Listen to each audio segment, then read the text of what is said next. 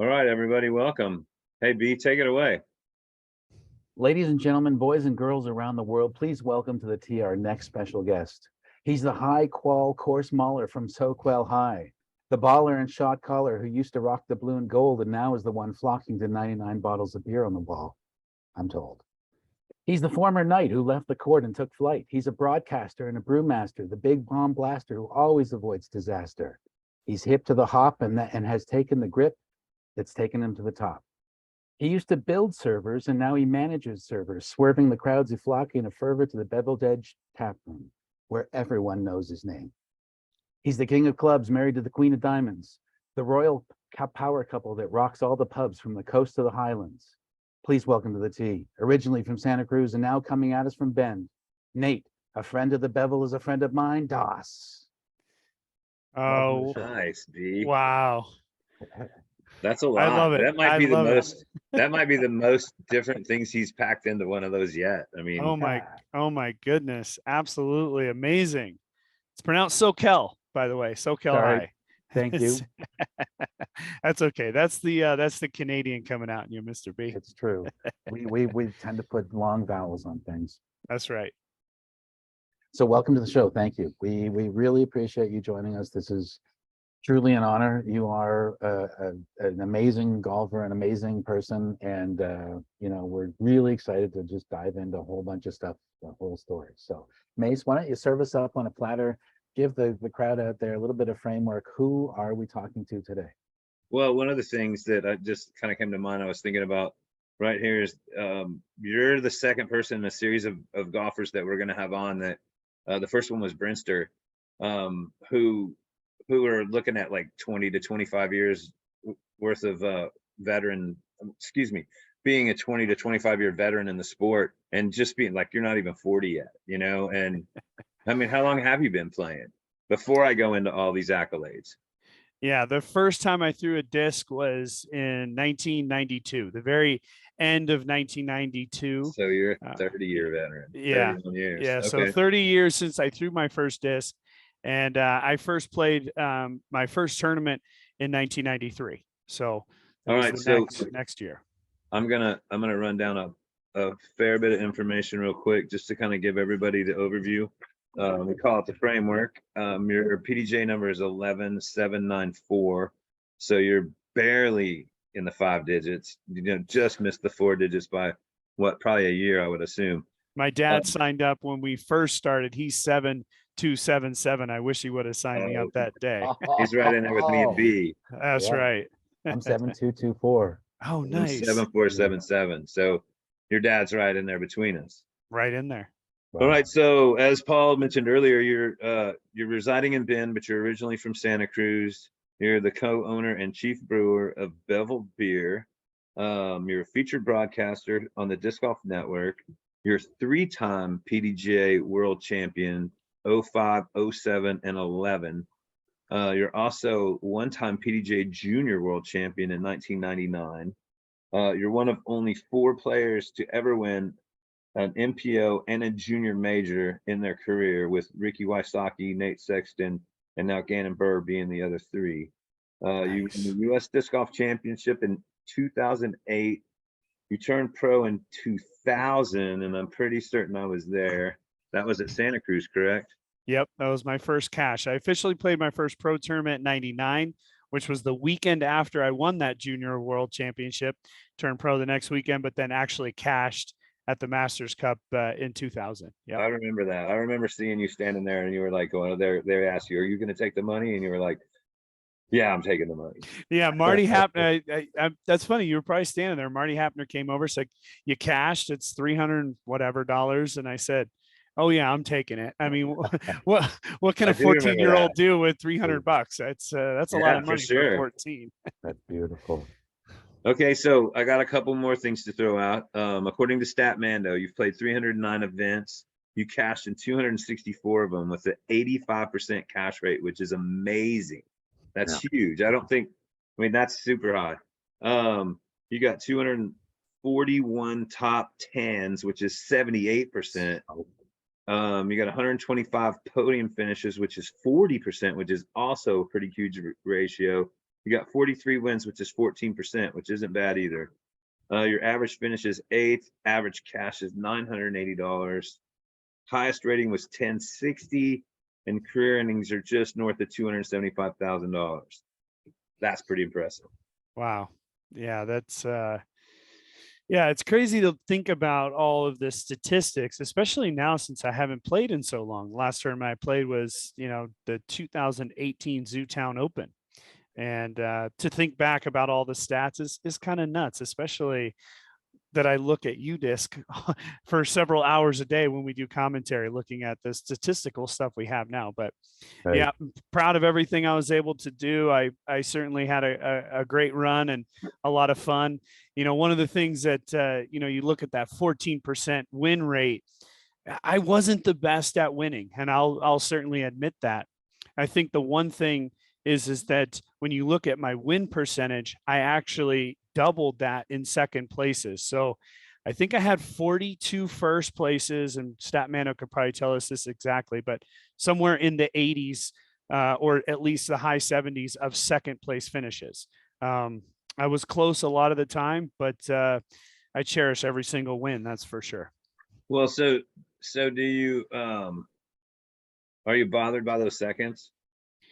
I was it definitely it loomed large in my career. It was always sticking with me. It was always what could have been, what would have been had I won those. But again, now that I've been removed from playing for so long, I've started a business and been a part of commentary for so long, I look back at it as more of a point of pride that I was in those situations, I make the joke now as a commentator, I'm always on the lead card.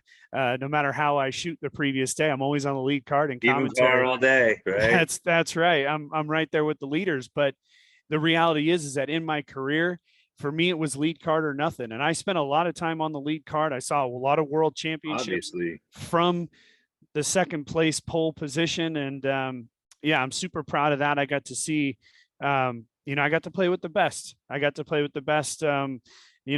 The Ken Climos, the Barry Schultzes, all the way up to the Paul Macbeths and the Ricky Wysocki's of the world. So, and everything in between. Avery Jenkins, Dave Feldberg, Cam Todd. I mean, Hall of Fame disc golfers eventually. Hall of Famers, world champs. Well, yeah. that's 30 years, dude. That 30 years covers a lot of ground, and But there is a stat there we have in our research there that you had 4 straight top 2 finishes, either first or second, 2 or first and 2 or seconds at Worlds, 4 straight.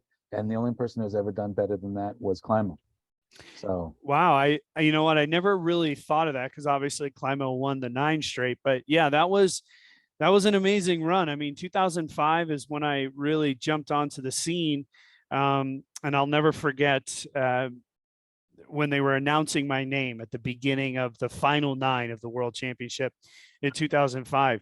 They said, I think it was Brian Sullivan, or no, Brian Honegger, excuse me, wrong Brian. Brian Honegger announcing, he says, and never winning more than a B tier, the leader of the tournament, Nate Doss. I'd never won bigger than an A tier as I stepped onto the tee of the final 9. And this is in Allentown, right? This is in Allentown. I was there. I remember that. I was on crutches. That was later after Ottawa. I was on crutches for like 9 weeks that tour. But I remember you winning. I remember watching that, walking around like that. I vividly remember that, walking around with that final 9 and and like wonder, I was like, is he gonna pull this off? Because I was rooting for you, because I mean we were buds back then and stuff, and I was always rooting for you, but I don't know. I'm not sure exactly when it was, but we kind of clicked, and I felt like I was really good. We were really good friends, and that when I was still on tour while you were on tour, and I was definitely rooting for you, but I don't remember Honegger saying that, but I do not doubt that he did say it. Well, that's a hell of an intro right there. I have to say I probably gave you a little bit of a better intro than he did there. No question. And it was at the World Championships, for those of you that don't know, Brian Honegger, who was the president of the PDGA, Canadian, proud Canadian as well. He was the one who actually helped facilitate bringing the PDGA from Canada down into the United States, as far as the headquarters are concerned. He loved doing the openings for the final 9 of the World Championships. And I'll never forget when he said that. It was true. And of course, I'm playing against Barry Schultz, Ken Climo, and a 18-year-old Matty O was wearing a Derek Jeter or an Wow, A-Rod. I think it even was an remember that. A-Rod jersey at that time. And I came back the next year, and I had the World Championships right in my grasp for a back-to-back when we were in Augusta, Georgia. But the old great one, Ken Climo, just he wrangled that sucker away from me. He played an incredible semifinal round. It was dumping rain. We actually had a rain delay. We played one hole, of which we all birdied, and then we were on the tee of two. And as Augusta does, a big thunderstorm comes through. And the interesting thing about it is that Johnny McRae, and I think I had teed off on two, so we had officially started two. Johnny McRae missed the tee time, and he was on the lead card, semifinal round. He missed what ended up being two holes, and you take two eights, and then the rain delay happened. So he shut up. He's now 8 over, right? So, or 2 4s or 2 plus 4s, Right. whatever. You know what I'm saying? Par plus 4. And long story short, it was pouring rain the whole time. The thunderstorms went away. It just rained after that. Climo, just a masterful round. I played absolutely horrible, could not hold the disc. It was so hot and humid. But Johnny McRae comes back and shoots some incredible round. I think he ended up what would have been like a 12 or 13 under, and he ended up missing the final 9 because he missed those first 2 holes. But Johnny McRae, that was an incredible round that he had there. That guy's got a lot of golf in him too, man. Holy cow. We're gonna have him on at some point. We just You haven't do done have it yet. Nate, you do have the notoriety, and this was shaken out in the research of sandwiching Climo's last pro victory, 05-07 with his middles 06, and you taking second. That's a pretty meaty sandwich right there. I'm tempted to take a bite. Well, would you say, like, I haven't been to a bunch of them. There's a bunch of them that I missed, but it seems to me like that might have been the last one that was like an outright full-on endurance birdie contest. Like it was 4 days, 2 rounds a day, and then finals on Saturday morning, or semifinals on Saturday morning, and then finals on Saturday afternoon, right? You know, things really didn't start to change truly until about maybe 2009, actually, because the next year we played up in Wisconsin, way up north at High Bridge, and it was a little bit of that birdie fest, but there was one giant course they called the Gold Course. I think we just played 1 round a day there. And then we went to Michigan, and Michigan was where Felberg won his world championship in 2008. Kalamazoo was tough though, right? I mean, it was tough, but it was we played. But you probably played Colebrook too, didn't you? We played Colebrook. There was a couple courses. Yep. And then we went to Kansas City. This is where A.B. Jenkins won his world championship in an incredible playoff against Josh Anthon. That Worlds was one that really felt like it was an endurance because it was the summer in Kansas City. Shit, anytime June, July, and August in Kansas City is going to kick your ass. I mean, you better have your water. But I think we played 1 round a day at Blue Valley. We played 1 round a day at Swope Gold, and then we filled it in with 2 rounds a day at say like Waterworks and Rosedale or something like that. So I think 2009 was when it really started to switch over, and then 2010, that was I think out there, and I think McCabe won that one in Indiana, and that one was a little bit of a kind of a hybrid one. But yeah, it was about 2000, maybe after the Masters Cup one in 2011. I mean, the Santa Cruz one in 2011, that things really started to switch over. They started to go to less courses, 1 round a day, tee times, stuff like that. Yeah, that's definitely a change. But the part of the reason I mentioned that though is like that's Kenny's game. I mean, like like that. I remember I followed. I don't remember where I followed a couple of rounds over there in Augusta. I think maybe 3 rounds at 3 different courses, and I just remember going, man, I just got my butt handed to me on this. I can't play birdie contest to save my life, and that's you got to go down, hit double digits or thereabouts to stay in the hunt, and that's definitely not. That's some tough golf. Yeah, I mean, and better at it as an old man, but Well, for anybody. I mean, in Yeah. 2008, I took second to Dave Feldberg, as I was mentioning before, and that year Dave actually got ahead of 100 under par, and we played only 9.5 rounds. So, Wow. um, that was an impressive one. Dave was really dominant that year, and but to get to 100 under, I think second place, I think I was maybe 90. I mean, it'd be interesting to look that up, but maybe 90 under versus Dave's 100. I mean, he won by at least a handful, if not two of them. I see Paul poking the keyboard over there. Well, so there All was a right. couple other things that Paul had in this thing before I walk away from it. They're very interesting as well. You had 9.3 million views and 205 media appearances. That's pretty sweet. You were the first professional disc golfer to appear on ESPN Sports Center Top 10 and became the lead men's expert commentator on the Disc Golf Pro Tour in 2018. And then according to Sabatis Disc Golf, you hold the #1 spot in the top 8 filmed disc golf shots that changed the game. Nate Doss's Ace 2015 Memorial Hole 1, 390 feet. And that's the one that made the sports. Was Center. that at the fountain? That had to have been at the fountain if it was 390 feet. It was Yeah, the first hole. Yeah. hole one over the water at Fountain Oh, Hills. yeah. Okay. Right on. I know the hole. Now, very interesting story that. In fact, I was just telling it, not somebody came into the brewery, as Bellier said. We do own a brewery, if you don't know, but yeah, everybody certainly knows It my should name. be on your there. list of places to go, without a doubt. Especially on Wednesday night for the putting contest. Disc golfers are always welcome. So that year's Memorial, I never won the Memorial, but I came close several times. That year's Memorial, I just wasn't playing good early, and went into that final round. I think I was in the fourth group, which, as I mentioned before, is a place that I wasn't happy being, but of course it is what it is. So it was super windy that day, and I'm thinking, hole 1, man, I don't want to dunk some disc in the water. And if I'm gonna, I just want it to be something I don't really care about. So right before we teed off, I ran over to the car, went into the box of discs in the back of the van, pulled out this sparkle green Force that I'd never thrown before, but somebody had given it to me as a gift. It was like some Players Cup thing or whatever. Pulled it out, and they said it was overstable. So I said, all right, screw it. I'm going to throw this, just play it wide, just like go 50 long in the basket and just, whatever. If you get a birdie putt, maybe whatever. So I never thrown it before. So I throw it up there way wide. And the first thing it does is go whoop, whoop, whoop. And it lifts this triple lift. And I go, oh my God, I'm going to go in the water. This is what you don't want to do. And I'm like, looking at it. I'm like, okay, it's going to probably be short. It's too high.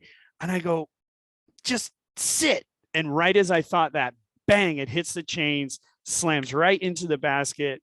And that was the story of the day. I mean, that was the day for me. I ended up shooting like an 11 or 12 down, which is, kind of par for the course out there at Fountain Hills if you're playing good. And all day, everybody kept saying, how you shooting? I said, well, I aced hole 1, so I'm doing pretty good. Mace, can you enable screen sharing? Because we have it queued up here. Oh, yeah. Wait, hold on a second. Tell me when we're good to go. You're good to go. Oh, wait. Are we sharing yet? You can, yeah. You should be able to. Okay. Sorry, Nate. We're just No problem. this is something. There we go. We're somewhat technologically challenged. Yeah, we got the great stories, but so here we go. Sportsnet. There it is. Top 10. Boom, brand new disc. And look at that. They got the tracking. See, there's a lift. See that lift? Boom, It's boom, even boom, in the boom. tracker. Bang. Yeah, that was an amazing moment. Obviously, I was essentially an innocent bystander when it comes to that. And yeah, I was super proud of that.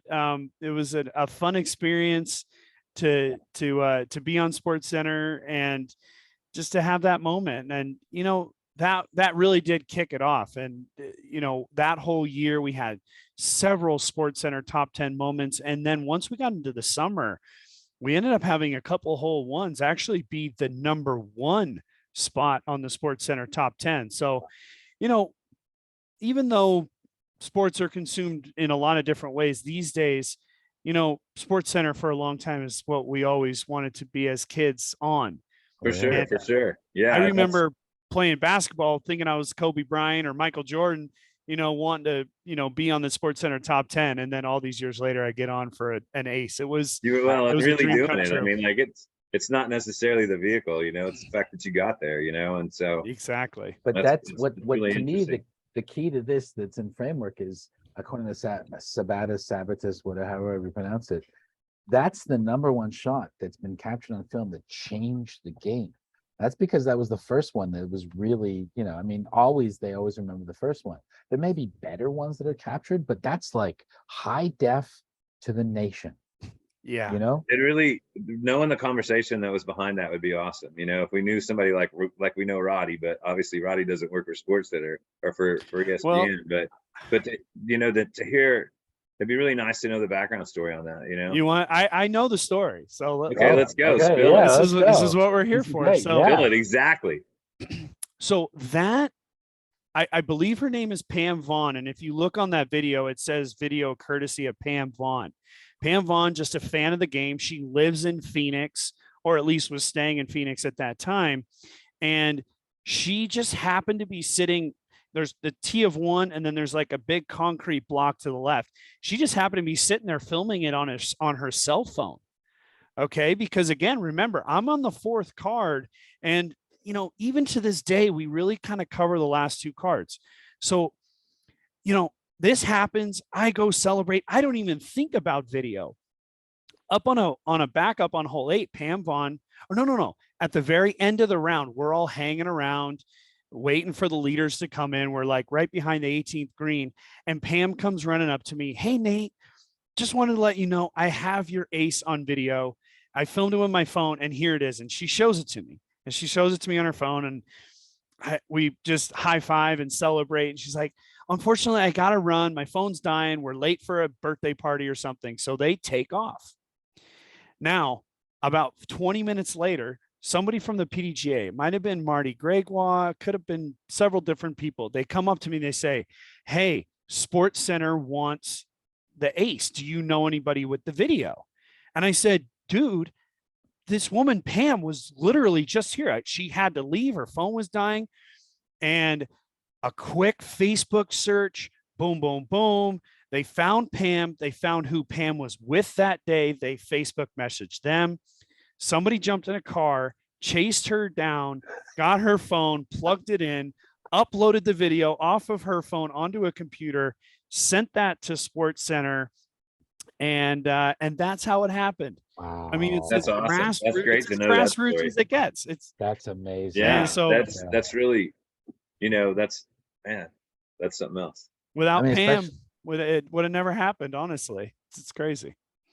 So I just want to take a pause and reset, and I want to talk about the origin story, because we're always, especially those of us who found about the game in the 90s, it was kind of like finding your way into a secret treasure vault, or a secret fraternity in a way. Yeah, like once you were in, it was like, okay, everybody. But to get to that point, what are the pathways? What are the portals? We all came to it from different ways. And I love your story. I adore it. And please allow me to just set it up. I mean, you are sitting there, you grow up in Santa Cruz, and you're sitting there with your dad, and you're watching. And I love this public access television. Who the hell sits there and watches public access television? But they have a show on Delaveaga, and you're instantly your dad's like, holy cow, I used to play Frisbee in college. This is something we could do. Let's go out and do it. You're 7. Now, I love the fact that he was hooked right away. You might have taken a little bit longer, but talk to us more, flesh in more of this story about, okay, he takes you to Santa Cruz, Delaveaga the first time. What are your impressions? You step out of the car and you're like, well, and you explained it perfectly. It was public access. It was all that. My dad did play Frisbee in college. And the thing was, is he told my mom, he said, I'm going to go up to this course. I want to check it out.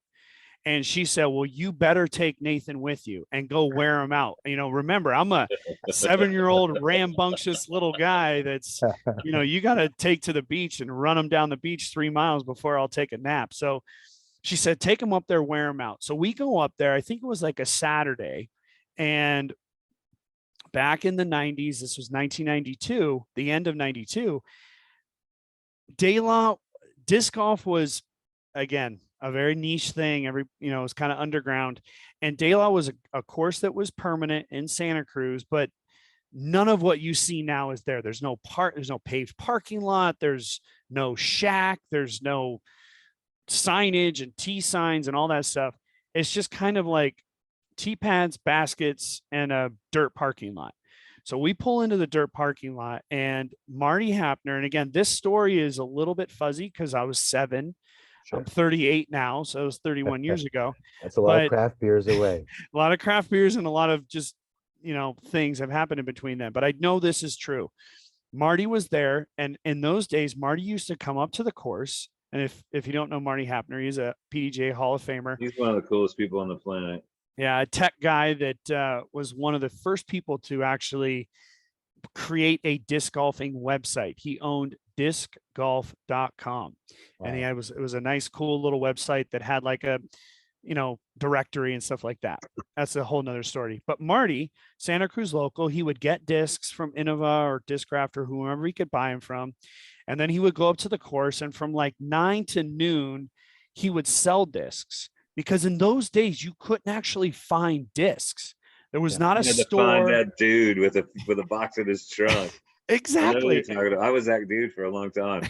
Right. And so Marty was trying to grow the sport in Santa Cruz. So on the weekends, he would set up from 9 to noon or somewhere like that, sell discs. And then once that had happened, he would go play around, with whoever he's meeting up with. So we got up there. Marty's in the parking lot. My dad buys a disc from him, and Marty says, this is your son, Nathan. I'm going to give him his first disc. And it was a pink Innova rock that he gave me that my dad collected still to this day.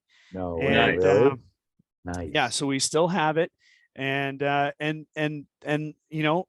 that moment, my life was forever changed. And in so many great ways. To be honest with you guys, my dad just died about 2.5 months ago. It's been 2.5 months. And yeah, well, thank you very much. I'm at peace with it. He's doing just fine wherever he may be, in Frisbee heaven somewhere. But that day, our lives, not just mine, his and mine, were changed forever. And it bonded us forever. He's actually not my blood dad. He's my stepdad, but he raised me. And disc golf was something that him and we always had. And it has a lot to do with Marty and De La and just the game in general. And then all the people around it. My dad immediately jumped in to the disc golfing scene. He eventually worked at DGA for several years, of where we met Steady Ed and so many other great people. And then the story just goes on and on from there. But it all started with public access television. That's amazing, man. And Marty gave me my first disc. That's badass. Yeah, Marty's one of the coolest people for sure, man. I mean, we're definitely going to have to get him on the show as well. Oh, that'd be great. He would love it. Yeah, without a doubt. So B, what do you got next on that origin story? No, that's it. We're now into. Oh, we rolled on to it. That's right. We did.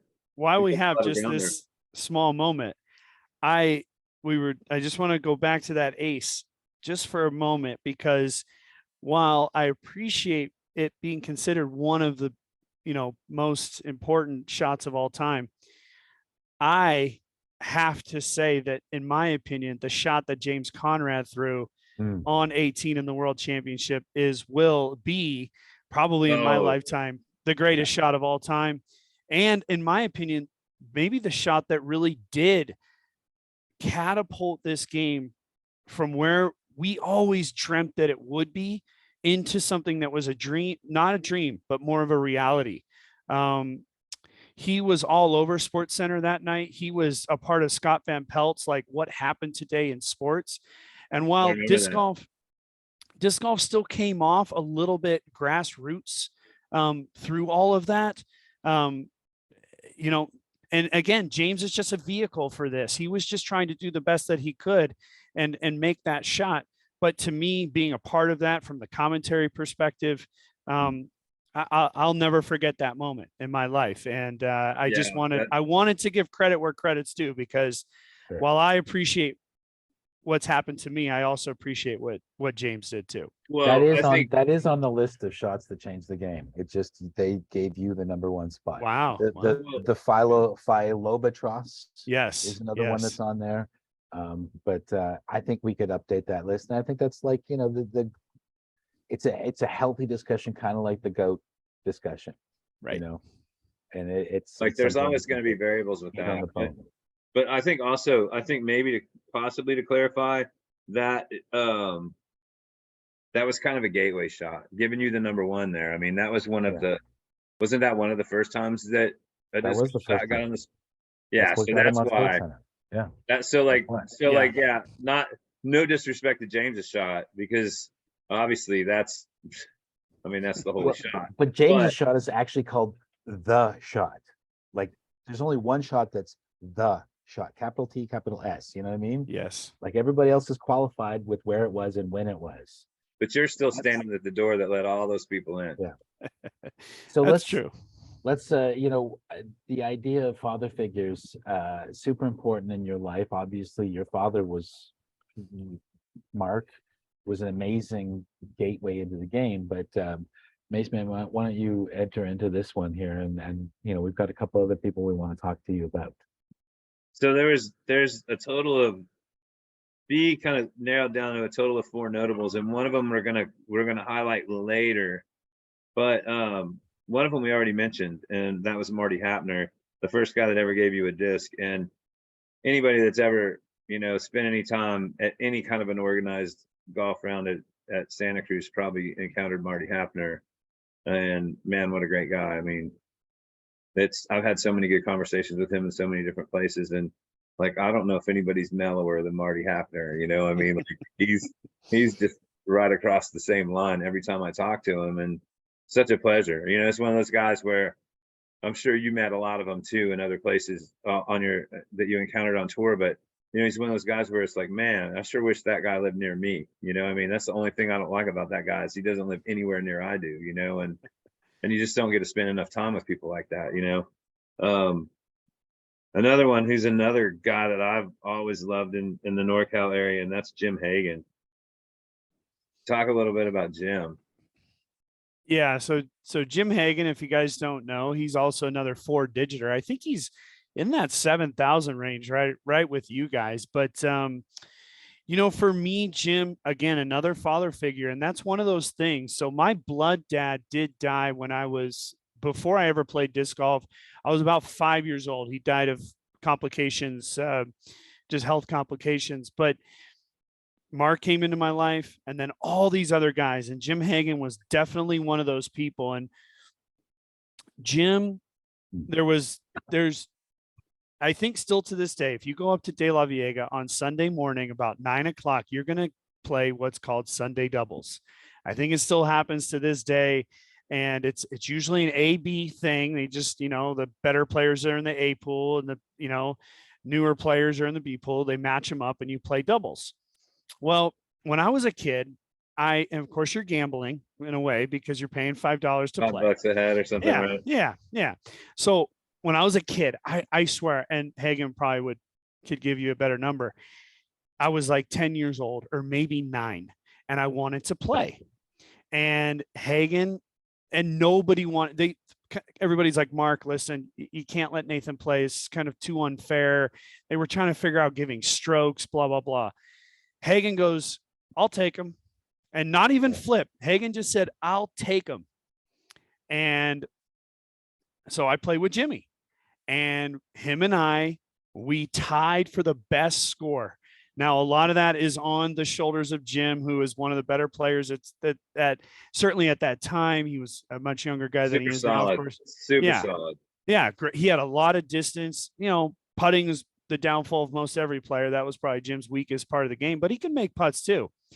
But the thing is throughout, we played this round, Hagen plays incredible. We get into a tie. So we go into a playoff. And he said, Nathan, for every putt you miss in this playoff, you owe me $5. And if you know Hagen, this is a very Hagen thing.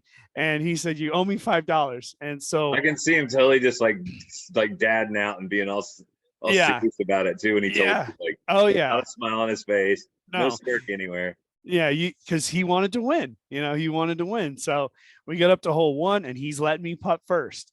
And bang, I nail the first putt. So save $5 there. We push the first hole. We get up to hole two. Hagen puts us in a good position, and we got a birdie putt. It's a birdie putt to win. And bam, if I didn't nail it, saved my $5, got my split of the purse, and that's really the first story that I can remember with Hagen. And for Jim took me to, you mentioned how many tournaments I played.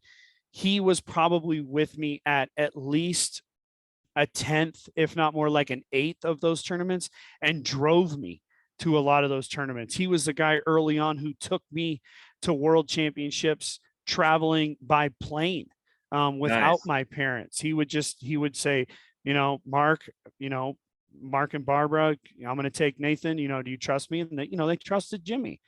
I mean, without a guy like Hagen, Mark was probably playing with him a lot as well at that point too, right? Yeah, for sure.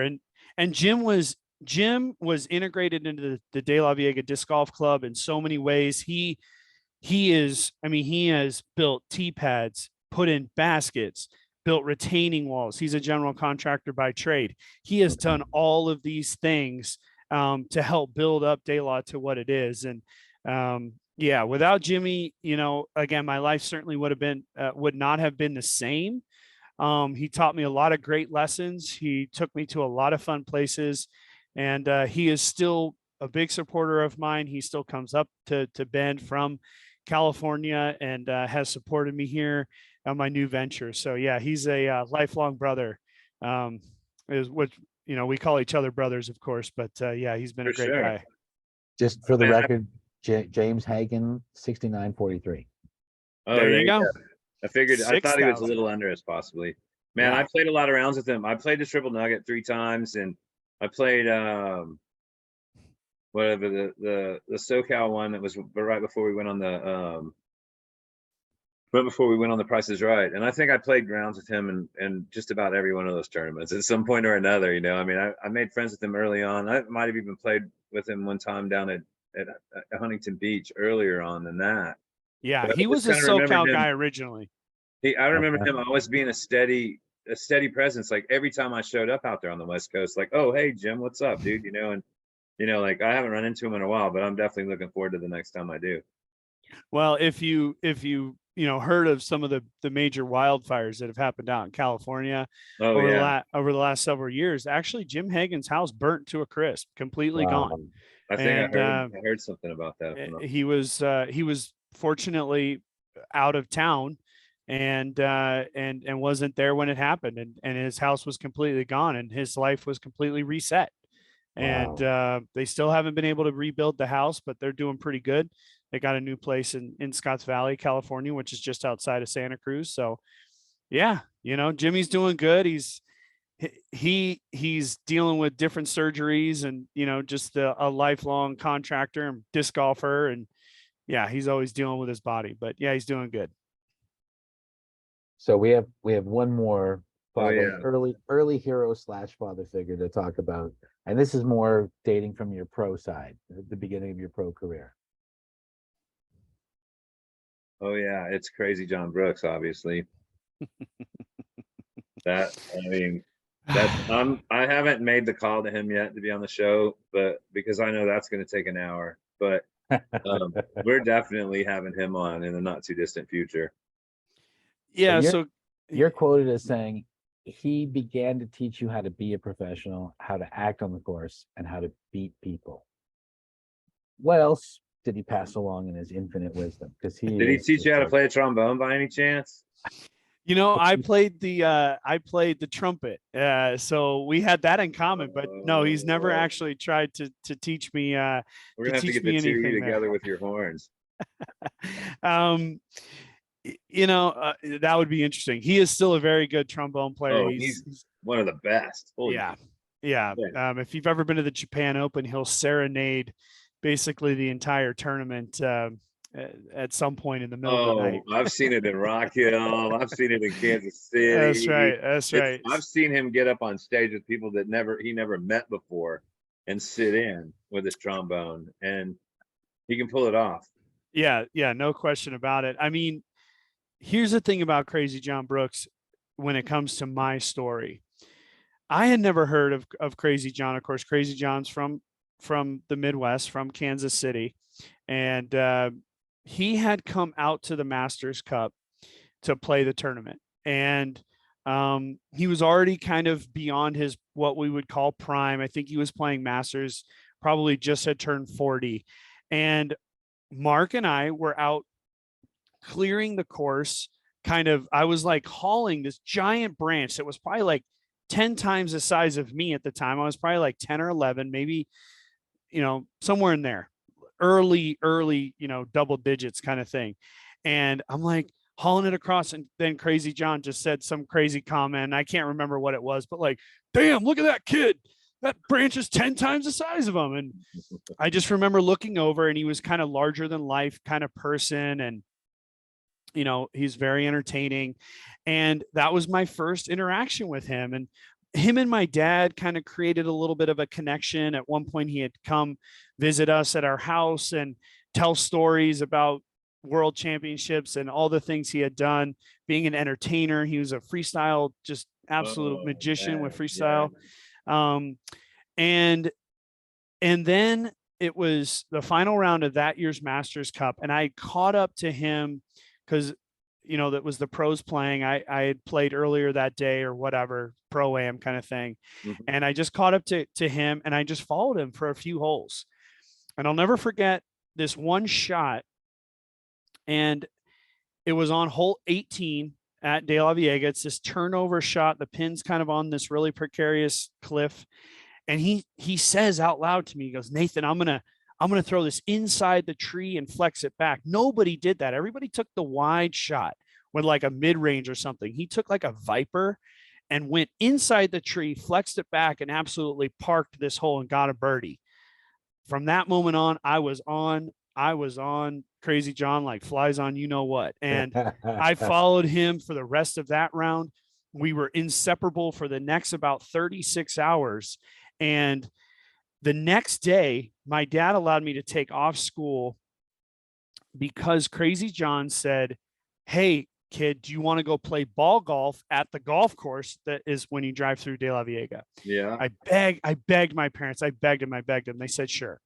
So we go out, Crazy John and I, we play 18 holes of ball golf. I'm like 12 or 13. I've never really even played. And he brings discs with us on the course. He's throwing discs all over, having a good old time. We have a blast. Afterwards, we take a taxi cab down to this house he was staying at, and there was a basket there. And Crazy John and I, for about 3 to 4 hours before my dad came to pick me up, played putting games. Okay. Wow. Where Crazy John took $300+ off of me. We were gambling. We were gambling the whole time. I kept doing double or nothing. He kept taking my money. And as another Budweiser went down, he kept making longer and longer and longer putts. And that's really where I say he kind of taught me how to win, because in those moments, we had a lot of alone time. He just really told me, like, kind of some of the secrets that he had picked up, like, "Nathan, be focused, but don't be overly focused. Wait until you get to that shot, make your decision and execute. Don't wait around, don't do certain things." There were certain things that he had told me to do. I was so obsessed with Crazy John Brooks that there was a unique thing that he did. He never carried a disc golf bag, and he just carried 5 to 6 discs. That's it. Yeah. And a Water igloo jug. water jug that had purple Gatorade in it. He always had purple. And that next Tuesday, I ditched the disc golf bag, begged my mom to buy me an Igloo cooler, put purple Gatorade in it. And that was me for 2 years. For 2 years, guys. I never carried a bag. I carried 6 discs. I won tournaments just carrying 6 Wow. discs as Crazy like a John, young junior amateur player.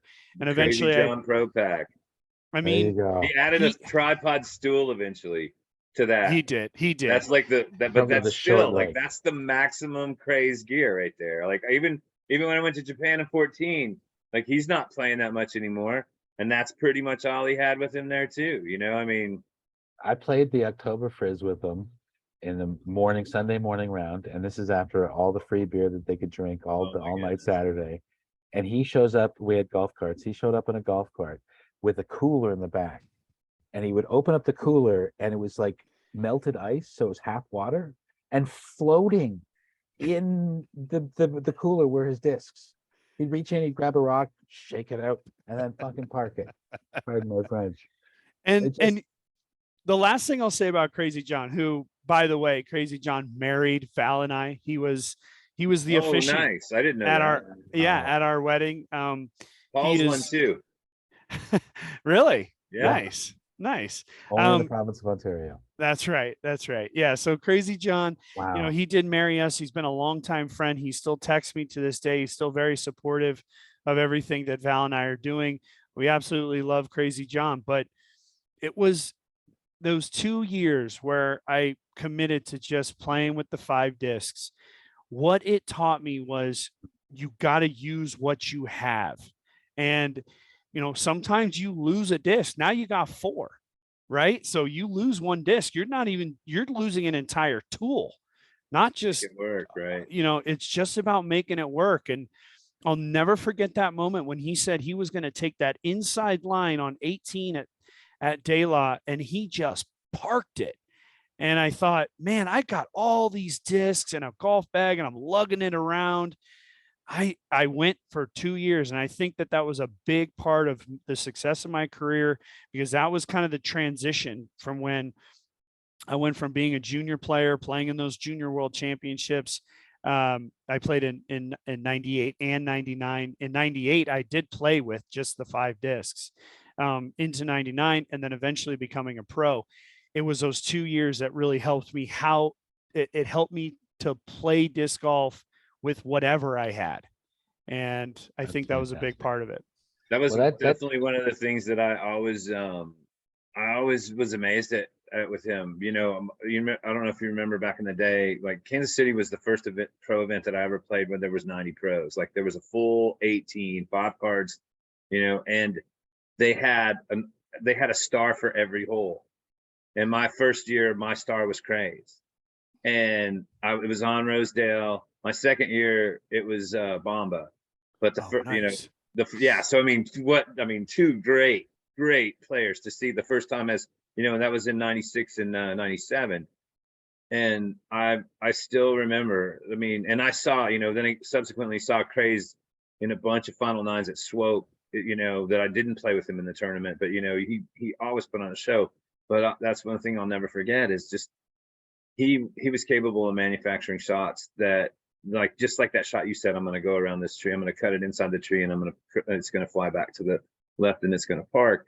And he always did that with a handful of discs, and Amazing. and the trombone and this, I mean, he's unbelievably talented. And Oh yeah. it's this spending time with him, like, when I'm not even going to waste the time telling the Japan story, but he made our Japan trip 100% better just because of the one night that he arranged with the resort manager, because he spoke the language. I mean, Right. he's an amazing person. I think anybody who's ever met him or played with him has been enriched in ways that they'd never even imagined at the time. And, I mean, he is a legend in the game, a legend, like an absolute fountainhead, Undoubtedly. foundation figure. And if you haven't been to his house in Kansas City, it's a museum. You have to go. I don't know how he preserved all that stuff all those years, because I know he was living all over the place. And he told me, I was like, how'd you keep all this? And he was like, I think in the end it was 6 storage units. And I was like, holy cow, man. That's how you got to do it, man. But he's got stuff from everywhere. He's got stuff from all over the world, and it's a museum, and it's man, I mean, if you go to Kansas City, you need to go to his house for sure. Agreed. So let's before we serve it up to, because Santa Cruz and the Masters Cup is going to be a really important topic, but you've already talked about your early years, and just want to note your first win came in 1998. 1998 was actually a pretty big year for you as kind of establishing who you were. You're 13, and you win in the MJ3 field by 41 strokes at the Highland Springs Open. That kind of sets it up nicely, because then you play your first pro event, the Auburn Open, which you didn't finish last at. It's important to know. You're still only 13. And that is the year that you traveled to Appleton, Wisconsin with your father and Steady Ed. And we will get into the Steady Ed, because he's the fourth father figure, and he's a very important figure. And I think the whole idea of Steady Ed and Santa Cruz and the Masters Cup, it really kind of encapsulates a lot of who you are, and as a disc golfer at least. But just talk about your first trip out of state. You're going to the Amateur World Championships in Appleton, Wisconsin, and you're 13 years old, and you're bright-eyed, and you're thinking, I've got my 5 discs right here. We're going to go kick some butt. Yeah, it was a trip of a lifetime, to be honest. I mean, there's so many stories from that event that, while I don't necessarily think about them every single day, I think resonate in me. It was the first time I ever traveled. It was the first time I ever rode on a plane.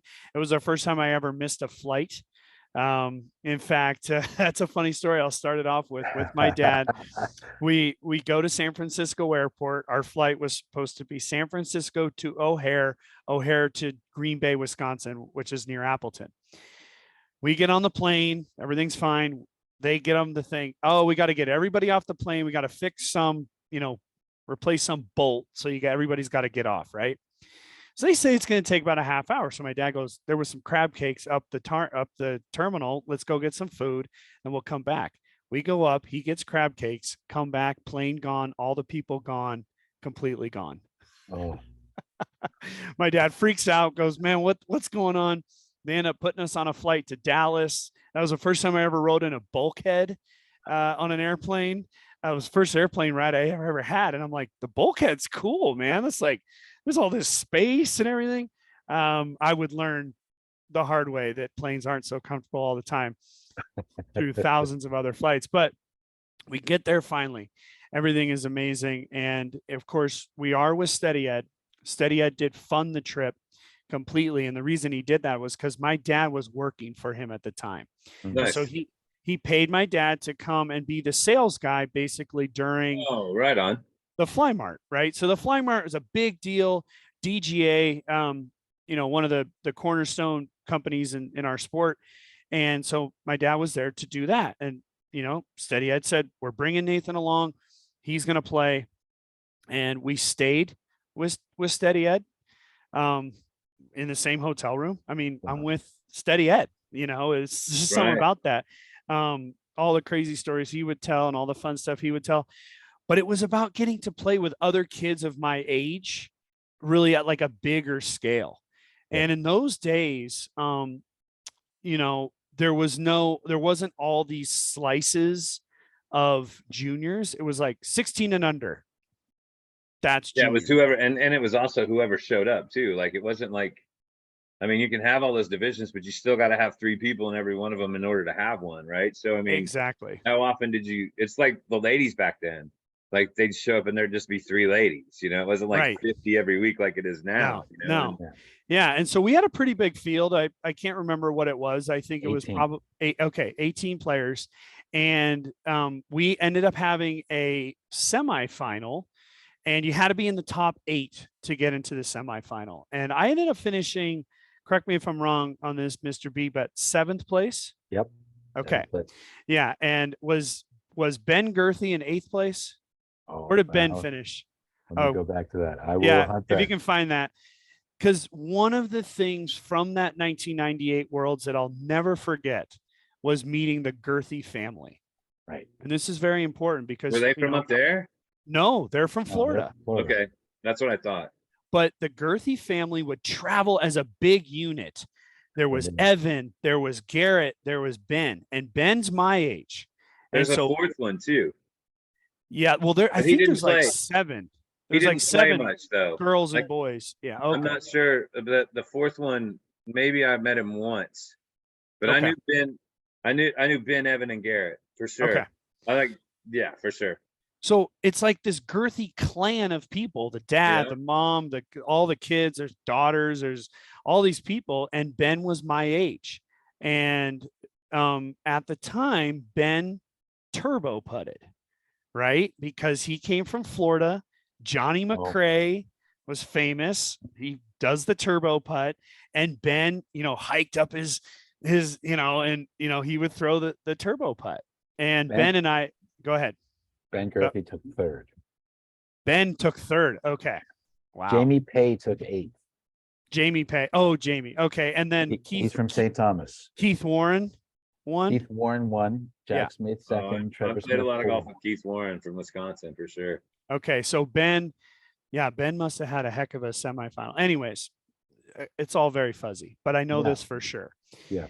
On the final, and we have a photo of this, on the final hole of the semifinals, which would have been my last hole, for Ben's sake, I had about a 12-foot putt and I threw a turbo. And my dad took a photo of it. And it's pretty much the only turbo I've ever thrown. I'm 1 for 1. And that was because of Ben Girthy. And the Girthys have been a big part of my life for a long time. Of course, Garrett now is the kind of the Girthy that's carrying the torch. And even for me, Garrett is a big part of my life. In fact, Garrett and I that was the final tournament I played, the Zootown Open. Garrett and I battled it out until the final round. I had a pretty good lead. Final round, I missed a few putts. Garrett made a few putts and come down the final stretch with his distance. He was able to really play this last couple of really long holes very, very well. He ended up winning that tournament. I took second, my final second, maybe of all time, but it was to Garrett Girthy. And I remember saying in that, award ceremony, I was just so proud of Garrett and the whole Girthy family. So I'll never forget that Girthy trip, Girthy family on that trip. But, big thanks to Steady Ed, his vision to be able to take me to that event. And it opened my eyes just to get to play against kids from Ontario and Wisconsin and Florida and, wherever. So the next year, 1999, I did go on to win that same division by, I think, 28 or something like that. So yeah, that was huge. So just as an aside, maybe we might see a double jerky and an IPA combo collab, maybe. Man, we do sell double G craft jerky at Bevel, so we're still supporting Garrett to this day. You're the recipe master. You'll come up with something that's going to pair smoothly with that for sure. I would like to do that. That would be fun. Well, but Val's the namer, so I mean, you have to get her involved in all that because like that Barry Stoltz beer that you guys got, that's right. That's a Barry, and he was all for it. He was like, "Yeah, I'm gonna have to chase that when I come up there that one of these days." Nice. Now, just to set up the whole conversation about Santa Cruz and the Master Cup, your first win as an AM2 came at the Masters Cup, the Alfaro at the time, Alfaro's Masters Cup. It was the AM only, 1999. You win by 19 strokes. Yes. You return the next week to play in the pro field, and you take 37th out of 78. That's really good. You beat Skull Brown, Donna Pace, and Zielinski. Oh, who else? A couple of Canadians. Motley, you beat by 11. You're 14 at the time, and you're beating Motley, a chiseled veteran, by 11. Vandenberg, top flight player, by 13, and won Mr. Mace by 20 strokes. So you're that wasn't the year you turned pro, but that's one of your first tastes of playing pro. And I think your whole connection to Santa Cruz really, begins from there. But I just want to say as an aside, I met you later that year in 1999 at the SoCal Championships. I think it was in September or October. We Yep. played in the first round together, and I'm like, who is this? Do I have to play? Do I have to watch my swearing around this guy? I didn't sign a waiver. Oh my God. You took 27th out of 49 and that, by the way. I took 43rd out of 49 and you beat me by 13. But Wow. So you didn't have that's- to watch your swearing for very long. not very long at all, no. But I did watch, obviously, I was, ground floor zero for, the witnessing of a very special player really starting to flex his muscles. But let's go back to NorCal. Nice. All right, so there's a whole lot of ground to cover here. It's obviously Santa Cruz is your home or your home course, and where your game came from, like the origin of your game, which is pretty spectacular. And one of the things B and I were talking about before you came on earlier in the rehearsal, like I started at a course that was pretty tough as well, Veterans Park in Arlington at the time. Now the technology's definitely exceeded it, but we were talking about trouble that you can get into on your home course. And as someone who came up on that course, I was starting to imagine like all the places that you've probably explored on Santa Cruz that most people don't ever go to. And one of the stories that I told him, I've told it before, but hole 20 tees off right there by the parking lot with your back to the street, right? Yep. And it's an Anheuser shot. Yes, sir. One of the times that I played in that tournament, I cut it off and it went down into the trees and it went down, and who knows how far it went down, but we did have a spotter and she kind of gave me some directions. And as I was walking to that point and beyond, it occurred to me that it was probably to my advantage to not find this disc, because the rules at the time were where it was last seen was where you were going to play it, right? Well, so I That's kept right. on going. It did occur to me, but I kept on looking, and that's one of many very deep valleys on that course. Very steep And- sides. And I was just like going, okay, I'm going to keep looking. I'm going to keep looking. And all of a sudden they go, okay, your time's up. Why don't you come up here? She said this spot right here was, and I was like, sounds good to me, So I marched up there, and it wasn't easy. And there was still more trees to deal with and still the turnover, but I threw a shot up in there and was, threw a really good upshot. That's one thing that I've always been really good is at getting out of trouble, So after being there, I can find a way out. And I ended up taking a circle 4, and I played around through 27. And I started somewhere in the middle of the course because, obviously it was back in the days of shotgun starts. By the time I got through 27, I walked across the street to see what was going on. And I think maybe to get a water or something, fill up my water jug. And hey, my disc was in Lost and Found already. So, we're talking about that. Like, I can only just imagine the places that you went to as a kid, like chasing a disc for somebody else, or even just scavenging, going, hey, I bet I could find 4 or 5 if I went down here. Oh yeah. And there's so many, that's like super deep woods there. It is, and it's filled with poison oak. Every which way you turn as well. The thing about Delaveaga is it's a very special place for a lot of reasons. The disc golf history there, but just the architecture, the landscape, the way it is. And I have hiked that view on 27 from top of the world is unsurpassed.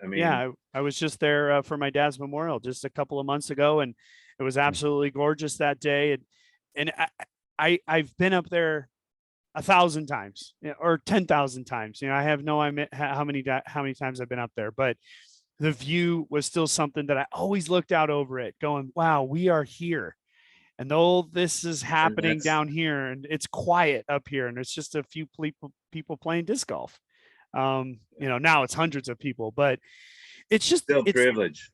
It's the huge privilege. And I used to have guys paying me $5 to climb a tree or go down into the ravine. I've been in every which corner of that place because on the weekends, my dad would take me up there on like a Saturday and we would get the early round in and then we would hang out. And my dad eventually took over the disc kind of selling role at the course for 20 years, basically. And he would sell discs and I would just hang around, but that's when I would go dig around in the valleys and all the barrancas and stuff. And then we'd come back up and like 3 o'clock, we play another round. So we were playing, we were playing 54 holes a day, pretty much both Saturday Wow. on Saturday, and then we'd come back on Sunday morning to play Sunday doubles. So That's I not mean, just 54 holes a day, man. That's iron. I mean, it's that's brutal. Yeah, But and but one of the great things about what Mace was kind of intimating, if you grow up on a hard course, it's gonna make you a better player. there's If no you question grow, about it. I mean, you need those short courses, those easy courses, just to introduce people to the game. But if you want to get legends, I mean, Kim Scott Wood, arguably one of Canada's best golfers, and Mike Sullivan, the same thing, grew up on the island. Both of them, they grew Yes. up learning the island. You grew up at Santa Cruz. That's no better teacher of It's, the whole aspect of the game than a course like that. and it's And well, and people that don't want to play it, they're not gonna go to that level and another level. There's like multiple levels that are available if you learn your game on a place like that. You know, I mean, luckily I was given the privilege of designing Zebos in Fort Worth, and it's these players that go and play other places from Zebos, man, people have to take notice. You know, it's like, who was that guy? Oh, he's from Zebos. Oh, okay, that explains it. You know, I mean, I played one round there and it's etched in my mind. And really, thanks to the early disc golf series of the best disc golf holes in the world, Top of the World was one of those. And I think at the time it was only, it might have been 27 still. I feel like it was 18. But for me, it was a pilgrimage to go there and to play that. And I just hope everybody who goes to Santa Cruz feels that same spirit of awesomeness. it's kind of hard not to. I mean, to be completely honest, and growing up on a course that was so difficult, yes, it did. Iron sharpens iron kind of thing, and you kind of oh yeah, become chiseled. But one of the things that was, especially in the early days, was kind of this thing where it's like De La players were good at De La. We only had one course in town. We weren't in these places where you're playing other shots. We knew those holes.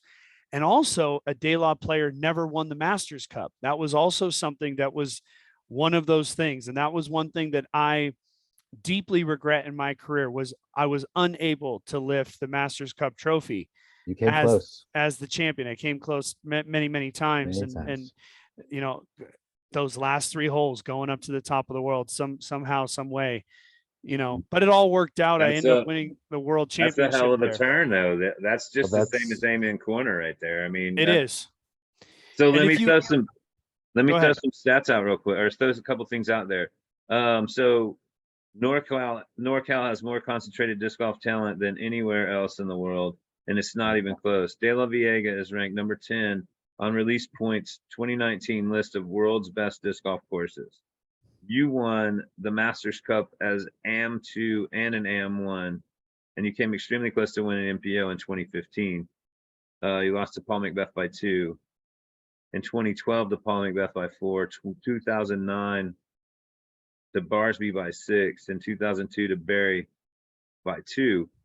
Man, I mean, 4 seconds. That's pretty huge right there. But I really, mean, those aren't slouches. And I mean, honestly, like the one that stands out to me the most is like you battling Barsby there. Yes. yeah, Because I mean, that's so close to where Barsby came from. And like I remember both of you from very, very similar, maybe even the first time I ever went out there. Like I've known both of you that long.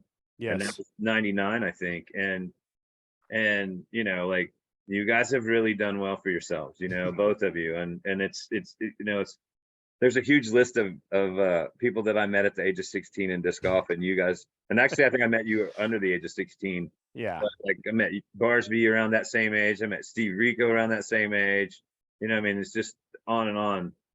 California dreaming. Just to, I think one of the best spoken word stories of all time is that battle between Barsby and I Yes, that was at our the next thing. Masters Cup.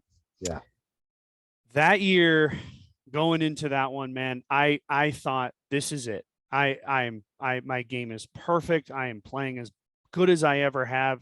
Through 2 rounds, I was completely bogey free. I had not a single bogey through 2 rounds. Yeah, that's equal to like 7 rounds anywhere else on the planet. I was so proud of it. It was unbelievable, right? So I get into that final round. It's me and Barsby, and I'm pretty sure, to be honest, it's unfair to the other people that were in the car because I don't Oh, remember. we'll know here before you're done telling the story. Yeah. Go ahead. Either way, all I can remember is Barsby. So we play the first 3 holes and we get to hole number 4. And hole number 4, if you haven't been to Delaveaga, when it's in the long position, is a hole that you stand on it as a regular disc golfer and go, what the how did you even design it? So it's completely blind. You go up and over a little rise, and then it's downhill all the way, bank on the right, dozens of trees in the way. Over the years, disc golfers learned that you can either throw a kind of a cheeky backhand down the middle, just try to miss the trees, get into a good spot, lay up, take your par. There's a par 3, but in a lot of players' mind, it's par 4. But we always played everything as a par 3, no matter what at De La. Some golfers had learned to throw sidearm rollers because you throw a cut roller that rides the left side and doesn't get near the ravine. So Barsby's up. I think he had the tee or he was second on the tee, something like that. He throws the sidearm roller. And as soon as he releases it, he goes, oh, nah. Yeah. I'm like, whatever. It's going to be way out left because that was kind of the bailout area. So I get up on the tee and I'm like, I'm doing my routine. And all of a sudden, bang, you hear the crowd of, at this time, 50 people. This was 2009, right? You guys said 2009? 2009. Like there wasn't a good cell phone video on the planet. Nobody was filming this. And that wasn't something in your pocket at the time. Even if you could, this is an impossible hole to film because you need 3 cameras just to cover it. But anyways, the crowd goes wild. And I looked at Greg and I said, Greg, either that went in or you parked it. And he was like, yeah, whatever. So I threw, the other guys threw. We come walking up and over the hill. And our good buddy, CJ, De La local, legendary guy in Santa Cruz, CJ, he goes, Nate, you're here. So-and-so, you're here. Greg, you're in the basket. And this guy's over here. Very casually. And we go, and Greg goes, what? In the basket? And boom. And then the eruption started. Greg went sprinting down the fairway. It's about a 450-foot run, bolting down the fairway. Barsby, just this incredible, showman, fist in the air, just going ape shit. And that I ended up bogeying that hole. So that was a 3-stroke swing. Now he ended up winning by 6, and there's a lot of other stories that go into that. But that was the first hole I bogeyed in the tournament. That was a 3-shot swing. Oh. We ended up having one of the most legendary battles, even from that point. So we play the whole course. It's birdie putt after miss putt after, this guy goes up, then I go back up, then Greg goes back up. Now we get to hole 20. I think Greg had like a 1-shot lead or a 2-shot lead, something like that. We had kind of just, paced ourselves, right? We play hole 20. I think we both par, something like that. We get to hole 21, and it's this really short hole, one of the shortest holes on the course, cliff, death on the right, tons of pine trees. And it's just this little kind of cut sidearm that you just throw up there and kind of dive it at the pin. So I throw it, and if you wouldn't believe it, I aced hole 21. The crowd went insane. I mean, because now it's me. And remember, I'm at home. Every person in the crowd is like, come on, Nate, you got this, Nate. I mean, it was hugs, and the money that was in the basket, all the $5 bills, because in California we play. You got to explain that. You have to explain that because not everybody knows the Cali Ace rule. Go ahead. And so in California, this was a tournament rule on the NorCal series. If you all up and down California, every tournament, but every tournament, if you aced, it was basically a tournament rule. $5 to the guys in the card, or if you saw it, that's the tricky part. If you saw it go in, you owed $5. And if you weren't in the group, it's $1. So at it's your responsibility to go and give it up, not just like make them work for it. So at, you know, most tournaments back in those days, well, not back in those days, but way back in the 90s, we were playing 2 rounds a day. And at lunch of every round, they would say, you know, Skullmaster aced, Hagen aced, and then it's like, pay the ace, pay the ace. And so you'd have to pay up, and everybody's going and giving. So the whole crowd is $5 in the basket. I'm like, I run up there, I grab it out of the pin, hugging everybody. I think Greg made an incredible birdie putt, just looking at death. So there was the 1-shot swing, and I was adrenaline junkie, just not a junkie, but just, I mean, filled with it at that Just time. pumped. Yeah, for Yeah, sure. just, and I didn't handle that very well. And Greg just stayed inside his game. He played his game, and he played perfect from holes 22 to the finish. I think he birdied most of those holes. Wow. And he ended up going on to win by 6. And I gave Greg a big hug. And Greg and I were good friends. We started playing in the 90s as young kids. We've had battles all over the place. And I gave him a big hug at the end. And I just said, people are going to remember this forever. And he said, you know it, brother. And, you know, we kind of both had a little tear in our eyes. And Greg had a great acceptance speech right there on the fairway of 27. And then Greg eventually goes on to win his world title in 2018, which was the first Worlds that I had not been at since 2000 or since 1998. So happy for Greg. I mean, just one of my good buddies, and he went on this year to win the Masters Cup from the Chase card, to win his second Masters Cup Oh, title. yeah, So nice. I saw that. That's I a saw that great post story. recently. he's So- legendary, man. He's legendary, and that day was legendary for real. So, Now- well, and that is legendary, but we got one more legendary day at Santa Cruz to talk about, to, you know, bring things up to the right level. Cause we don't want to, I'm not just trying to drag you through the mud here, but you know, I mean, that's fiber your fabric. I mean, that's really that's one of the primary things, you know, all of those lumps that you took at Santa Cruz, that's what made you a badass golfer and made you a champion. There's no two ways about it. And then, you know, you got to prove that to the world in your hometown in 2011, winning the world championship there. And that's, I mean, let's see, this must have been a huge relief to finally capture the win on your home turf. And it had to have been. That was, you know, talk about that a little bit, man. Yeah, you know, that was my final world championship. That was 2011. And just a quick side story. Tom Schott, great friend, Hall of Fame disc golfer. Oh yeah, legend. Another father figure to me. I got to hold another 20 minutes on Tom. I mean, he gave me my first job, and one of the forefathers of the game. Obviously, I mean, he's one of the oldest, you know, OG foundation people, like Marty Habner. I mean, no question. Yeah. So Tom, it was like January of 2010. And at the time, Avery Jenkins, Val Jenkins, myself, we're all living in Santa Cruz. And he calls me up, hey, Nady, call me Nady. Nady, you got to come over to my shop. So we go over there, and he rolls out. Tom is very like grand gesture, everything. He rolls out this scroll that it just says 2011 World Championship, Santa Cruz, California.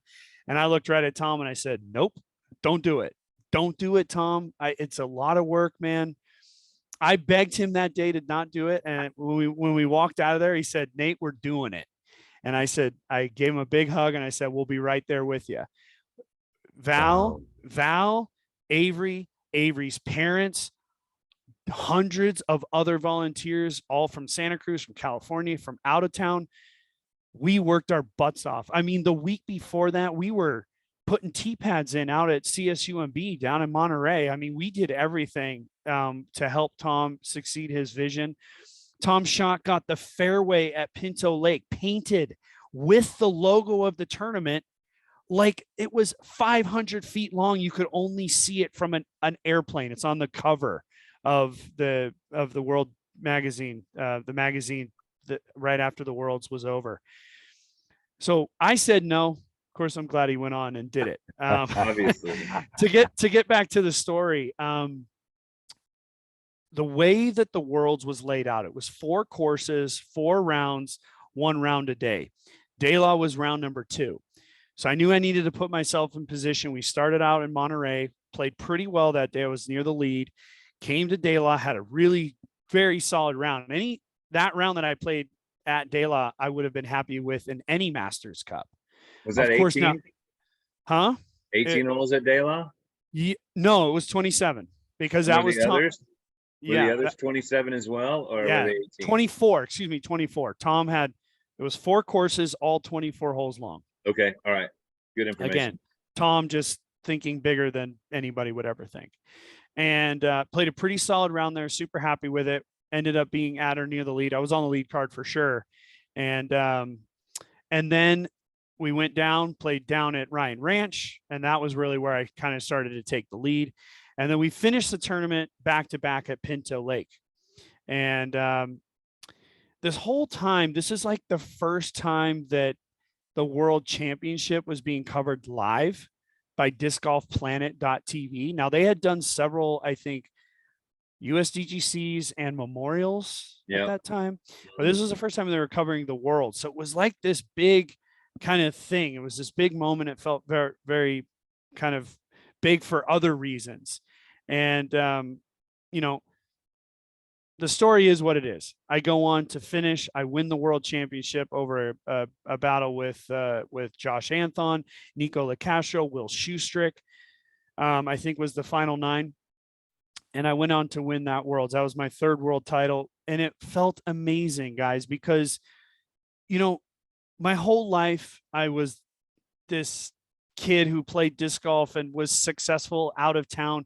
When I came home, I never won anything. I mean, we're talking my teachers, my basketball coach, my friends that weren't a part of disc golf, all like, are you any good? Like, why aren't you winning the one here?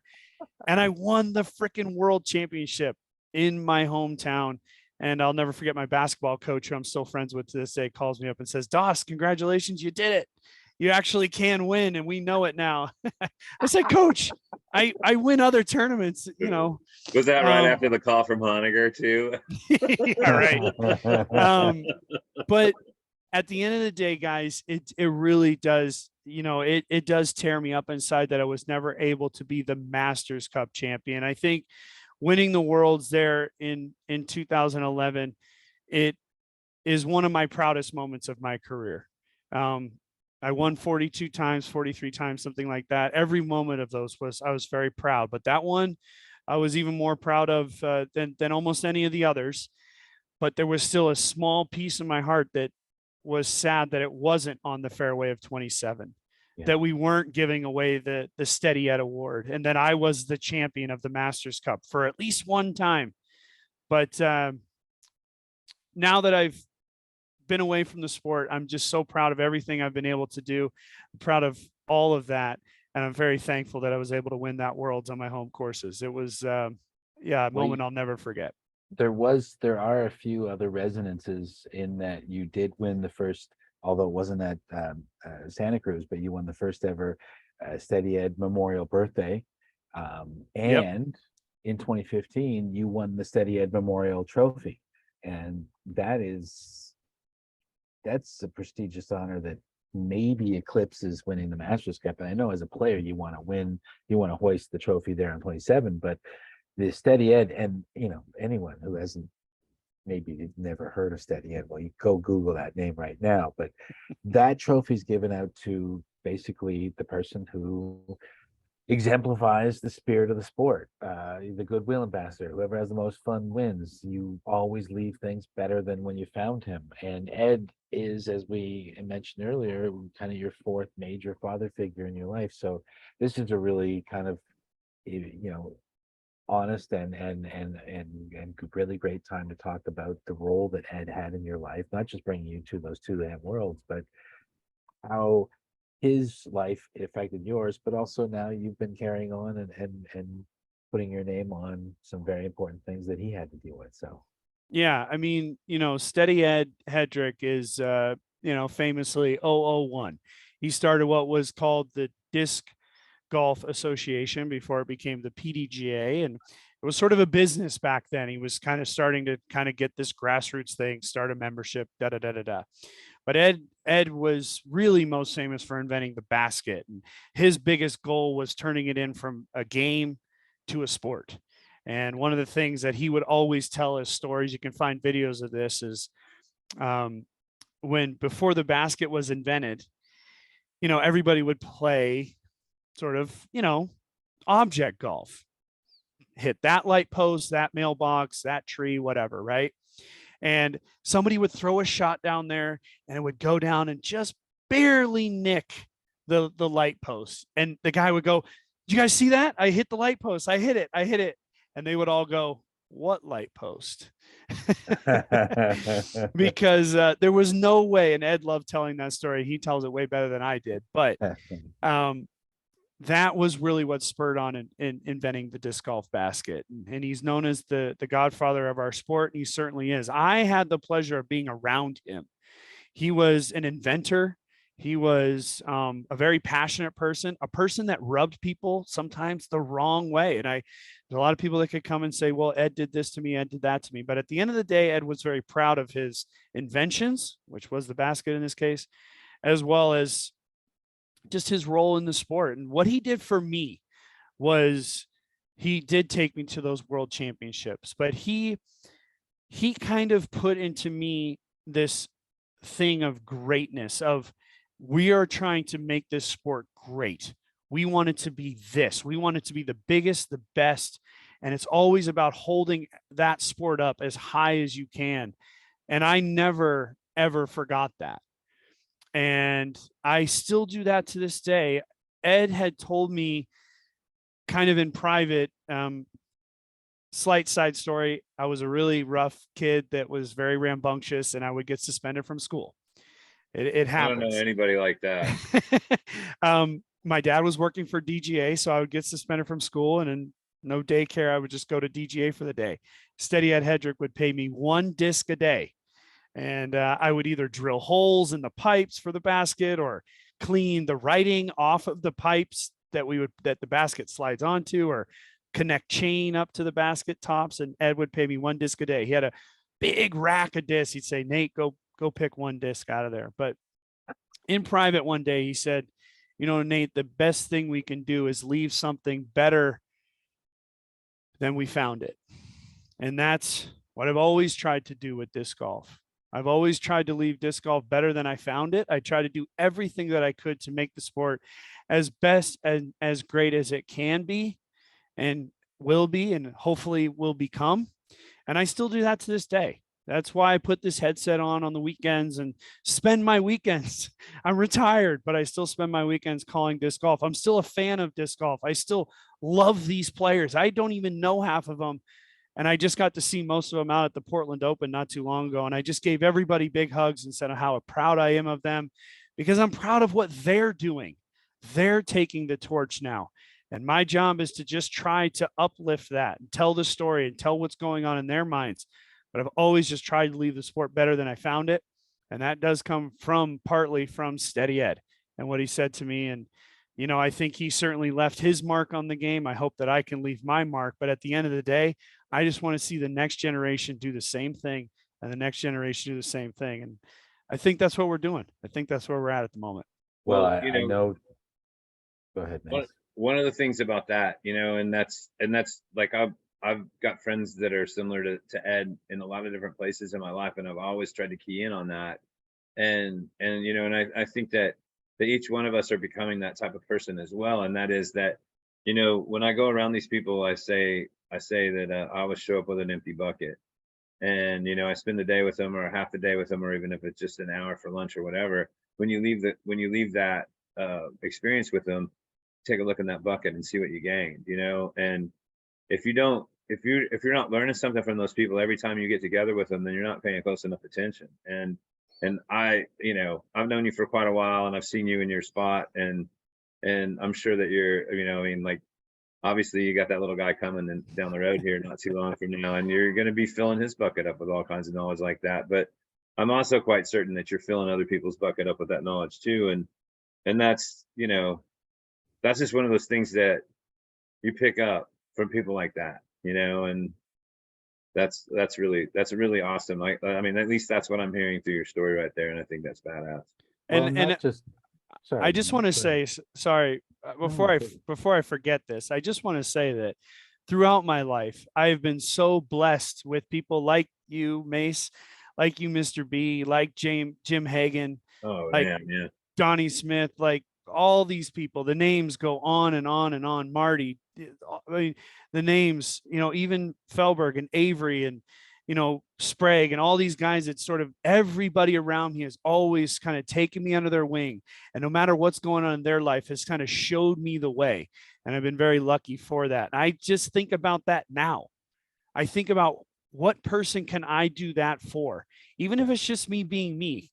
Can I just give them a pat on the shoulder, give them a high five, or give them a hug, tell them how happy I am to see them succeed?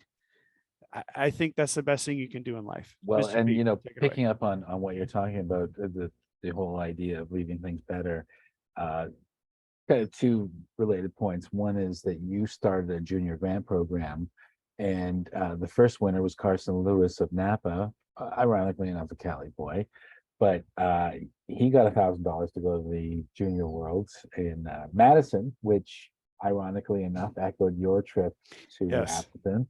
Yep. And you're on record as saying that for you, this is a way to pass the torch to the future generation. And you specifically reference how Steady Ed did this for you, and you want to pass that along.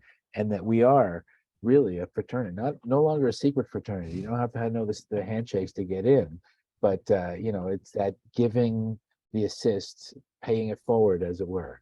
And I think that it'd be interesting to know what happened to Carson Lewis. This was in 2016, by the way, that you gave the grant. So we're Yep. 7 years later. It'd be interesting to follow up with Carson and see how that Well, changed his life. yeah, and I've seen Carson several times since then, and he's got a wonderful family, and they were very thankful for that. The thing about the Nate Doss grant, as it was, I used my name because that's how I was trying to get it out there. But my idea was just some way to get kids to buy in, Yeah. right? To do the work. I actually had an essay contest. You actually had to fill out an essay. Tell me about your story. Tell me why you wanted to go to the world championship, or just write about your story. You don't have to tell me, just write about it in general. And I read every single one of those essays. I wrote back to every single one of the kids if they weren't chosen. And I did this 2 years in a row. And by my own fault, just because I get busy with other things, that grant program did end up going by the wayside. But what did come out of that was other nonprofits, other things that have come up: the Paul Macbeth Foundation, the Ricky Wysocki Foundation, the disc golfing worldwide group that brings courses to Africa, that also is working with the Paul Macbeth Foundation. I think what we're doing, once you get to a certain point in your career, you just see how important it was when you were a kid, what those people did for you, what those names I just mentioned did for me. And this is Macbeth and Wysocki and Pierce and all these players that now have made a little bit of money, trying to do that to the next person and trying to do that to the next kid. And I'm so proud to see us doing that. People will make jokes, oh, it's tax shelters and blah, blah, blah, but at the end of the day, it's meant to be that for somebody. It's meant to be that. And those guys are doing it, and those people are doing that for that reason. Well, Now, and there's more time to do things like that now too. I mean, it's not like, I don't know, like when we were all traveling and playing, like that was the only thing we had time for, and like you, like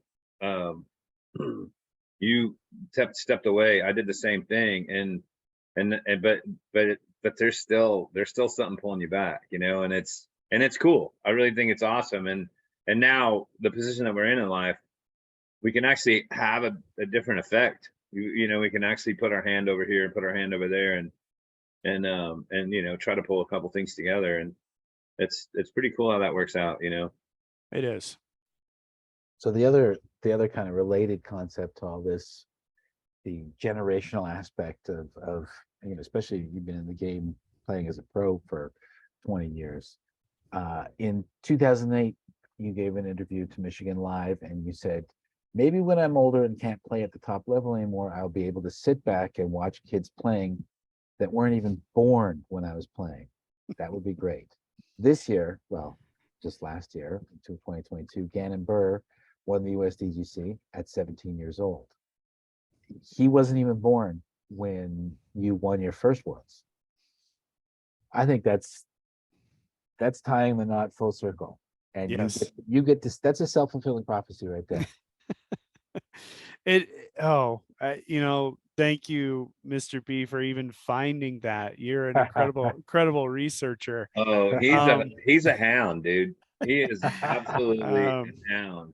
I got some time of the day. and also, how cool is that? I just watching Gannon Burr not only win that tournament, which of course we're so happy for him, but in the way that he won it, some of those putts that he made. And, that's what sports are all about. Sports are meant to be, exciting and storytelling. And, fortunately for me, I wasn't commentating that event. I was actually sitting and watching it in my living room. I didn't catch the whole round, but I caught the last 9 holes, and I just thought, man, this is the epitome of our sport right now. A young Finnish player. And I went to Finland for the first time back in 2006, and I saw where Finland was going. And we always said, these kids are going to start to win because they're so obsessed with it. We saw a young Finnish player and then a young American player going head to head. And of course, Gannon Burr just edged him out with that incredible putt on 17. It's just mind boggling to be able to make something like that and to have it filmed the way that it was filmed. It was incredible. It was a proud moment for me. I didn't think about the age thing. I tend not to do that now. I really don't really think that way, but just to be able to be in my living room and to watch that all go down live. I mean, this is the dream becoming a reality. Absolutely. Now, we have taken quite a bit of your time, but before we can let you go, we do have one final and very large part of your life to talk about. And Mace, maybe you can set this up, but Bevel and beer. Let's talk about that, Mace. And hey, I want to point out one other thing too, Nate. We're like skipping 3 pages ahead to do this. Yeah. We could go for another. It's partly my fault. It's partly my fault. No. I'm not saying that as a complaint, dude. I'm saying that as A, Bellier is a hound on the research. B, you have a lot of really cool things to talk about. And and there's a really good chance I'm going to be coming through town next month. So Oh, just I like it won't be for long, but I'll let you know what's up Please do. I'm going to Tacoma on the 15th for a glass project. So Oh, nice. I haven't driven there from here yet. That's one of the few places in North America where I haven't driven at all in your part of the world. I'm not saying at all. I mean, I had to rent a car obviously when I was Right. recently, but I'll be through. So let's talk, dude. This is like such a great story. And I mean, obviously this the whole beer thread really solidified you in the Jenkins family. I mean, I don't know, were you in with Leroy before you were in with Val? I mean, I can't imagine that. I don't know much about the timing there, but I mean, like I mean, first and foremost, I mean, if we're just gonna mention Leroy at all, I gotta say, like, absolutely one of the coolest people on the planet ever. And I could only imagine how great that was to have both of them as your in-laws. Leroy and Sharon are like all time, without a doubt. So No question. why don't you just take it away on the whole beer story, man? I mean, it's a great story, especially Leroy's question to you. Do you even know what a hop is? Yeah. And so it, again, for the people that don't know, I have retired from playing and I own a brewery. I don't just own it. I literally work there every single day. It most of the time, 7 days a week. In fact, before doing this interview, of course, I was at Bevel and doing my job and doing all kinds of fun stuff. But it goes all the way back to 2008. And 2008, I had went out and played a tournament in Ohio. Afterwards, we were hanging out in Cleveland. We were playing some disc golf. It was like the Jenkins, and Val and I didn't start dating to 2009. At this time, we were just friends. Avery Jenkins is like my best friend. I mean, we've been inseparable for a long time. And so after the tournament on Monday, we go out and play some disc golf. And then we were in Cleveland and we went to this place called The Melt, which is an awesome restaurant. If you haven't been to it, amazing sandwiches. And they have a killer bar there. So I walk in, I'm a California guy. And at the time, drinking wise, I really was into tequila. I mean, I'm from California. Okay. Jim Hagan introduced me to tequila. Big thanks to Jimmy, because I do love tequila. And there's a deep story in that. But I walk up and I say, do you guys have Corona or something light? And Leroy's standing right next to me at the bar. We just played disc golf together for several hours. And he goes, a Corona? Like, what are you talking about, dude? Look at the tap list. I go, yeah, like all that stuff, like whatever. And he looks I could over hear you saying this too. I could hear you just brushing that off. Go, give me he looks, yeah, he looks at me. He goes, Nate, do you even know what a fucking hop is? I'm like, what's a hop? And I go, okay. And he goes, here's the list. He puts the list down in front of me. There's about 15 beers on draft. And I go down the line and I just look for the highest alcohol percentage. Again, I'm young, I'm stupid. Yeah, right. I'm like young and stupid, just looking to have a good time. And so I go down 9%. I look at it, it's like $4. I go to the left, the name Dogfish Head 90-minute IPA. I go, I'll order that. I'll order that. Right. It's $4, 9%. Let's get this party started. That's a good value. Right. Did you get the 3 or 4? The 3 or 4 what? Beers, Dogfish Heads. Oh, just the one. I just got the one. Okay. Yeah. And well, that's another part of the story I don't really remember. Of course, I started with a 9% beer after playing disc golf in the hot, steamy Cleveland summer. So I get this beer and I start drinking it. And I'm like, oh, this is pretty good. I'm talking to Leroy. We're sitting down now. We got food. Everybody's hanging out. Like, Leroy, this is pretty good. And he's like, yeah, man, like this is how it's made. And I brew beer at this place in South Cleveland called the Brew Kettle. And I actually brew it there. I make it myself. And I'm like, thinking in my head, again, I had zero interest in what he was talking about. Val wasn't my girlfriend. We were just acquaintances, friends. He was the dad of my best friend. But I went away thinking, God, this guy is so passionate about this. Like, there's got to be something about it. Fast forward, I didn't even think about it for like a year and a half. I mean, I would dabble in it, try some craft beers, still was doing like the Corona thing. My girlfriend at the time, her dad would drink like Sierra Nevada and stuff. So like I was kind of doing that. And then fast forward, Val and I start dating. The winter of 2009 into 2010. We're on tour. We're in Kansas City, and Pete Cashin knows some people, and he offers a tour at Boulevard Brewing. And I'll fast forward this story here in a moment. Boulevard, biggest brewery, one of the biggest breweries in the country, one of the biggest breweries certainly in Missouri and Kansas, center of the country.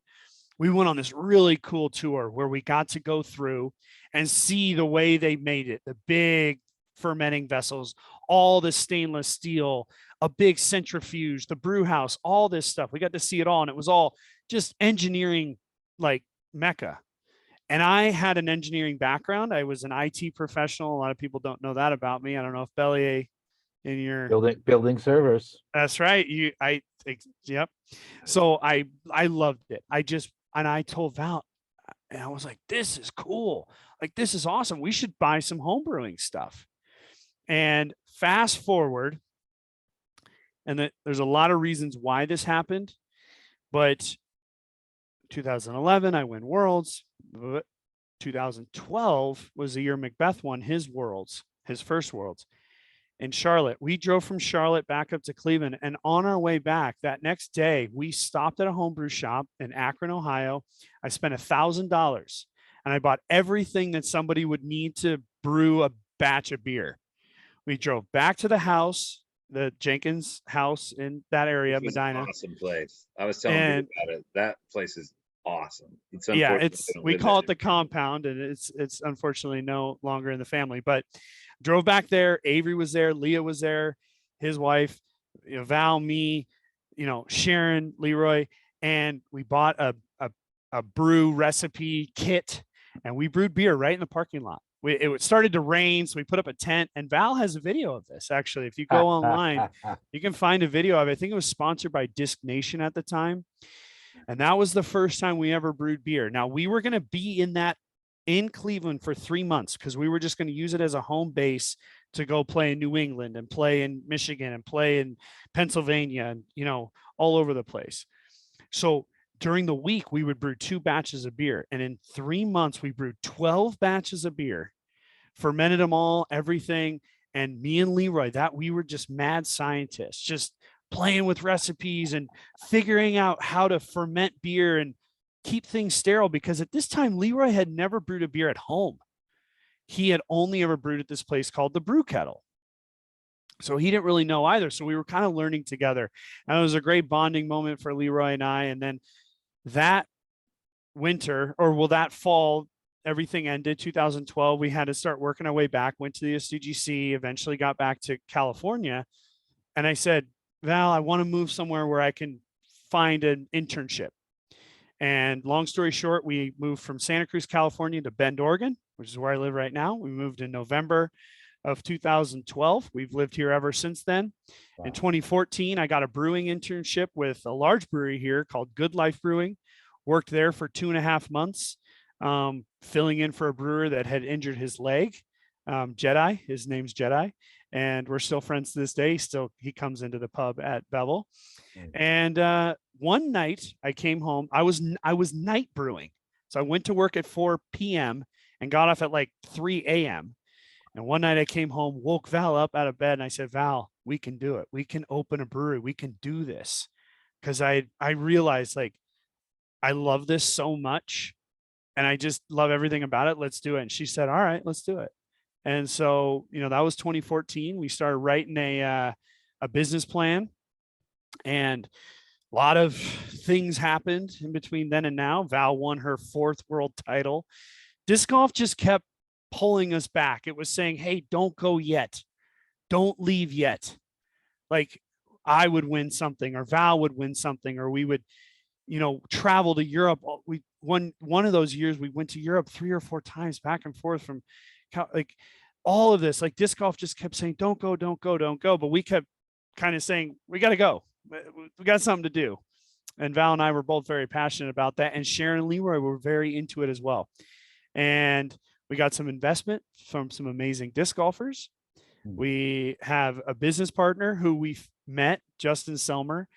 We met him playing disc golf, and he was more of a regional guy, but he would come out to a few events. And he one day said, hey, if you guys need any help. And we said, heck yeah, we do, because we don't have a bartender. We don't know how to bartend. We don't even know how to brew. We've never owned a business before. Yeah, we'll take your help. So he changed his whole life. He was living in Denver at the time. He came out to Bend. And well, he wasn't just your bartender. He helped you build well, the whole he changed his whole life to come out here. And he is, Justin's, he is such an incredible part of the business because of what he does. He manages all the bartenders, he does such a great job, and he's so passionate about it as well. But April of 2019, the dream once again became a reality. We had our grand opening. Unfortunately, Leroy, it all started with Leroy. He was the one who bought the good beers back in the 70s when they were just the imports or whatever, getting German beer, getting Belgian beer, Sharon drinking good beer, putting that into their kids once they started drinking alcohol. And the thing about alcohol, obviously, there's so many things out there about it that are negative as well as positive. We really focus. We're doing it as a craft. We always say we make beer to make great conversation. We don't really do it to get people drunk. We always say that's a nice bonus, but to make great conversation, we're passionate about it. And Bevel is a vision of Leroy, myself, Val, Justin, Sharon, and we still all work on it to this day. Leroy, there's a beautiful painting of Leroy that was done by Micah Moon from Texas originally. Moon winners, yeah. That Leroy overlooks the tasting room Wow. every He was- single day. He was mad at me. He was marginally mad at me that I didn't get in touch with him when I was in town. And I was like, dude, I thought I did get in touch with everybody I knew when I was in town. Well, and But Micah can be hard to get in touch with, to be fair. I'll have to Doesn't lay have a that phone. groundwork before I come through this time. Yeah, and so that's the story of Bevel. You know, it's a story that you know, a lot of people don't necessarily understand why we did it. You know, because, you know, 2019, you fast forward to 2021, 2022, it's $12,000 payouts every single weekend. And, you know, Val, I mean, in my opinion, Val would still be at the top. You know, I mean, I don't know about me, you know, just with if my body would have break down or just whatever would happen, but I can say for Val, I mean, I think she'd still be at the top to this day. And I'm wearing a shirt for your guys' show. I wore it very specifically. It says the 2004 World Championship. This was in Des Moines, Iowa. Yeah. I thought I recognized that shirt. Yeah. And Barry Schultz, he won his second world title in a row at this one.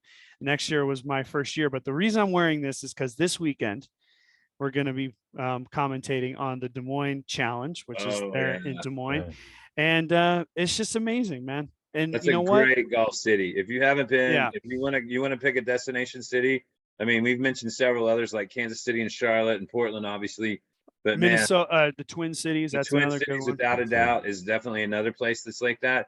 But man, you will not. I guarantee you're not thinking about what you're going to see in Des Moines if you haven't been there before. The golf there is unbelievable. Now, It is. fun fact, that's where the Good Times idea was officially launched, at the Des Moines Worlds. I drove down with all of my DJ gear, and Maceman and I had the first official Good Times party. It was a putting contest and players party in the hotel. Oh, wow. We had the That's suite. awesome. We had the suite at the Holiday Inn. Remember that? Yeah. Remember the other hotel? We set it up, like all Mace Man merged it out. Went and rented a TV, bought an Xbox. I mean, like we were the first company with a lounge, you know, like at the Worlds, you know, like nobody else was doing anything like that. It really didn't We take had Trailer off, Park obviously, Boys playing 24/7 in the background too. Oh, it was good stuff, man. Yeah, that was awesome. Well, you know That's what? amazing. When I was doing the research, when I was reading through this, especially on the beer side, you know, I think I found some really comments that you and Val both made that were really poignant, and talking about the connections between, well, not only disc golf and beer, but professional level disc golfing and craft beer making, and that meticulousness, the attention to details. And you know, it's all in the public record. You can go there and look at your voyage through the world. But even in 2011, there was an article on, you know, Nate Doss on draft, I think was the name of the article, in Santa Cruz. And it was talking about how at that time you were really passionate, and maybe one day your goal would be to open a brewery. And there, 7 years later, the imaginary concept takes flight. And I think what made you the best in the world, not just once, but 4 times, has made you the best, certainly in Bend. And I know that the craft brewers really want to support each other, and you want to, you know, especially you're a self-professed beer nerd, and you guys go around and you'd be the first one to say, hey, you guys got to try these guys down the road. Oh yeah. And he did when I was back there in February. He was like, you got to go this place, and this place too while you're here. But I mean, the reason why you are a top level athlete and a top level brewmaster is the same reason. You are focused, you're driven, and I think a little competitive, maybe. I am. And, you know, I will say, you know, when it comes to beer, even though I've had some success, and certainly our business has been open, we just had our 4-year anniversary just a few days ago, big party we had out at the brewery on Saturday. You know, I am still, if I compare it to disc golf, I'm that kid that you played with, Bellier, in 97. I'm still that kid that's like, whoa, do I got to pay attention to this guy? Like, but I'm still learning. There's so many great people, and the parallels between disc golf and craft beer, I know they're two completely different things, but it's this unique lifestyle kind of choice that people make to be a touring disc golfer, to be a craft brewer. You're not just brewing the big stuff or, being a bartender. You're brewing the beer, you're lifting the grain, you're writing the recipes. There's so many great people in that. And I'm like still learning to this day. I soak it all up and I just keep my head down and I just keep going and going and going. I'm super passionate about everything that I do. I really don't have, I kind of only have like an on off switch. There's no dimmer if that's a way to explain it. Okay. And it's like either I'm off it and I just don't want to do it, or I'm on and that's all I want to do. And that's where I am with craft beer. That's what I've done with commentary. I took in a lot of the, negative comments and tried to flip those into what, I can do positively. And I do that with my disc golfing game. Boom. I do that with the brewery. You take in people saying, well, I don't like this, or you don't do that right. And I said, well, okay, well, how can we do it better? And that's what we do. And just in about a month, I'm going to embark on my newest venture, which is being a father. And that's something that I'm extremely passionate about. I'm going to turn the on switch on that one. There's going to be no dimmer. I'm going to do the best I can. Yeah, well, and he's not going to have a dimmer either, dude. So get ready, brother. I So know. listen, I want to touch on two things that you just went through, and one of them is that I'm really lucky in this regard that I've found another walk in my life as well, and that's glass. And I just got to go to the conference 2 weeks ago, and those there's a common thread there too. The glass people are very, very similar to disc golf people in the sense that they're very inclusive, they're very helpful, they're very, very willing to like answer your questions and say, oh, well, here's how you do this, blah, blah, blah, blah. I mean, they can tell you all these things, but you still have to figure them out. And you still have to act on them and make them happen. But the fact is, I mean, it's the same. There's a lot of couch surfing mentality there too. Like you come to town and they want you to stay with them, not necessarily on their couch. A lot of them have rooms and stuff like that. They're a little better funded than the golfers were back in the day when we were wandering, So it's not really like you don't need to bring your own bedroll and everything, but it's really I kind of hear the same thing. I've experienced the same thing that I'm hearing from you, and exactly what I've experienced with disc golf too. And that's just, it's just unbelievable, that you can find that, and things are going forward, things are changing. People are talking about all this isn't right in the world. Well, this is definitely one thing that is right in the world, and the fact that disc golf's moving forward like this, and the friendships. I mean, I didn't even realize I'd known you for well over 20 years, but obviously after this talk I have, and that really means a lot to me. Yeah, and it means a lot to me as well. At Mace Man, first time I met you, I'm positive was at the Masters Cup, if I remember it correctly. But even before we really knew each other, I was always like, man, Mace Man gear, like Stevie Rico always had some of it, or somebody always had it. And like I remember I got my first towel with the little Mace logo on it. Jester.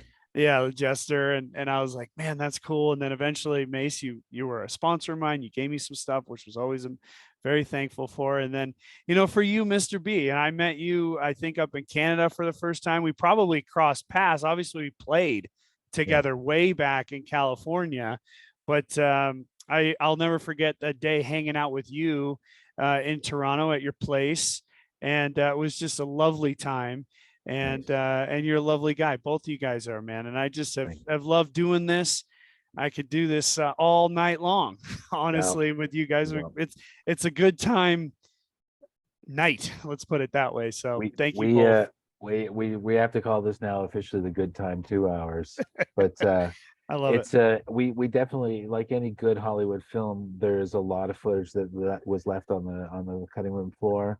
We could definitely come back and continue the conversation, but you're probably getting ready for some supper. We've kept you a long time. You've had some amazing stories, some really amazing things to say. We can't thank you enough for showing up on our show.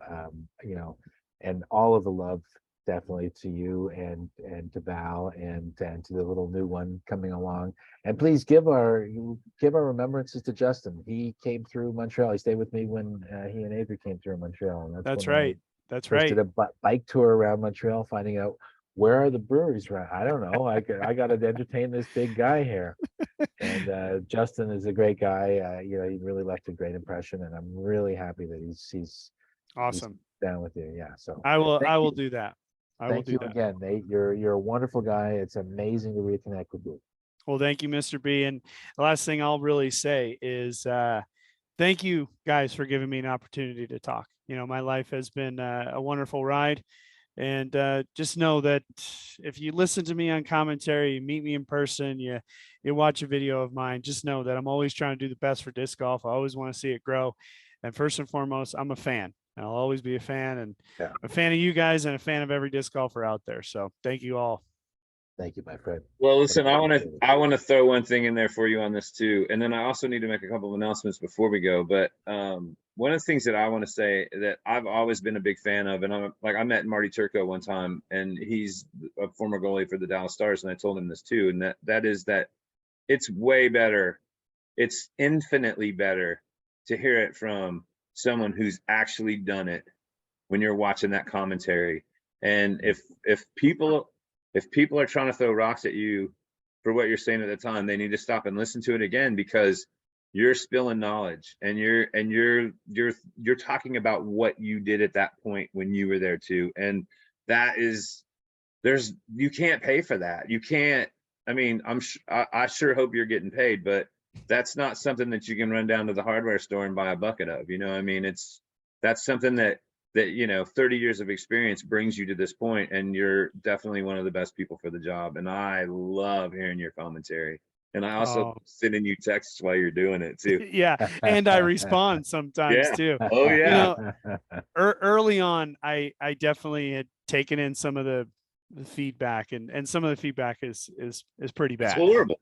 It's Um, real easy to talk shit on the internet. You don't have yeah, to have any, you got no accountability. You can say whatever you want about me while you're on the internet. You're not in front of me. But if yeah, you look at me, you're not going to say that same stuff. You're just not, and yeah. And I kept thinking,